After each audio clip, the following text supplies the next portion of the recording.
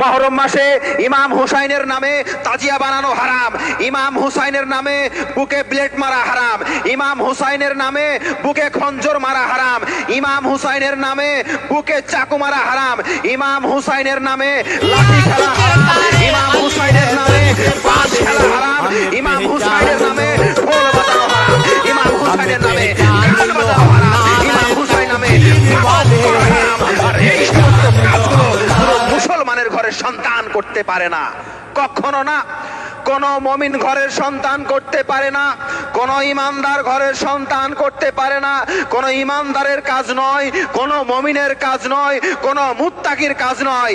এই সমস্ত কাজগুলো হলো শয়তানি কাজ, এই সমস্ত কাজগুলো হলো বেঈমানের কাজ, এই সমস্ত কাজগুলো হলো বাটপারের কাজ।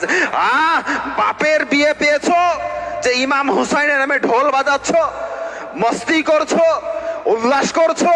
আরে বেটা, তোমাকে জানা দরকার এই কাজগুলো কে করেছিল।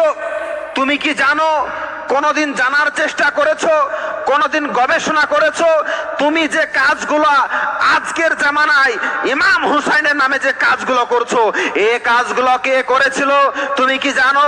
তাহলে শোনো, ইমাম হুসাইন রাদিয়াল্লাহু তাআলা আনহুকে যখন কারবালার ময়দানে যখন নির্মম ভাবে যখন শহীদ করা হয়, শহীদ করার পরে গর্দন কেটে নেওয়া হয়, মাথা আলাদা করা হয়, দেহ আলাদা করা হয়। শুধু তাই নয়, মুসলমান আলাদা করার পরে পল্লবের মাথাতে ইমাম হুসাইনের মাথাকে পল্লবের মাথায় রাখা হয় আর উঁচু করে নেওয়া হয়।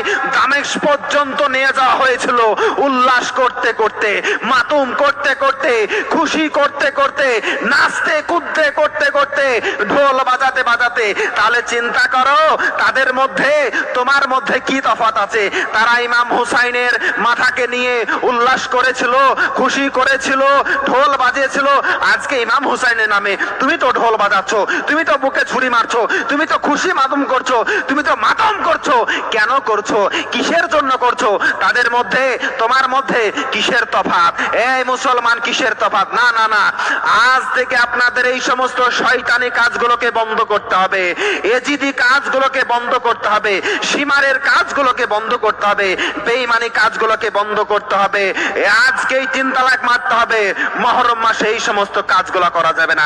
ইমাম হুসাইনকে ভালোবাসো, রোজা রাখো, ইমাম হুসাইনকে ভালোবাসো, নামাজ পড়ো, ইমাম হুসাইনকে ভালোবাসো, মুখের মধ্যে দাড়ি রাখো, ইমাম হুসাইনকে ভালোবাসো, ইমাম হুসাইন নামে তাবারুক বিতরণ করো, ইমাম হুসাইন নামে দান করো, সাদকা করো, খায়রাত করো, গরিবদেরকে খানা খেলাও। ওই দিন তুমি দান খয়রাত করো না। তো তুমি কেনই যদি কাজ করছো, কিসের জন্য করছো? আজকেই বর্জন করতে হবে, এখনই বর্জন করতে হবে। না হলে এইরকম কাজ করে তুমি যদি মারা যাও, এজিদের খাতায় তোমার নাম যাবে, মুসলমানের খাতায় নাম যাবে না। আল্লাহ রাব্বুল আলামিন যেন প্রত্যেককে বোঝার তৌফিক দান করেন।